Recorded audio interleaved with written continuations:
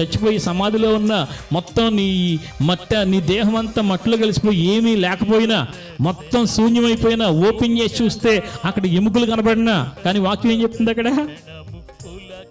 ఏమవుతుందంటే బోరధ్వని వినబడగానే మనం అందరము మార్పు పొందుతాము, బోరం రోగును.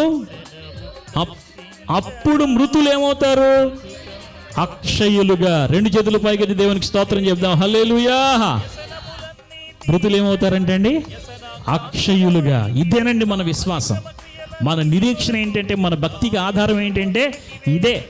ఈ క్షయత ఏం ధరించుకోబోతుందండి?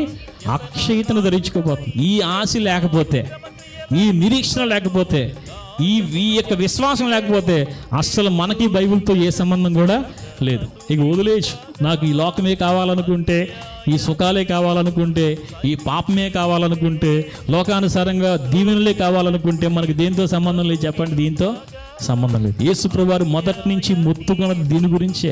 ఆయన చెప్పుకుంటూ వచ్చింది దేని గురించి? దీని గురించే. హల్లెలూయా. పరలోక రాజ్యము సమీపించేసింది. ఏం పొందండి? మారు మనసు పొందండి. హల్లెలూయా.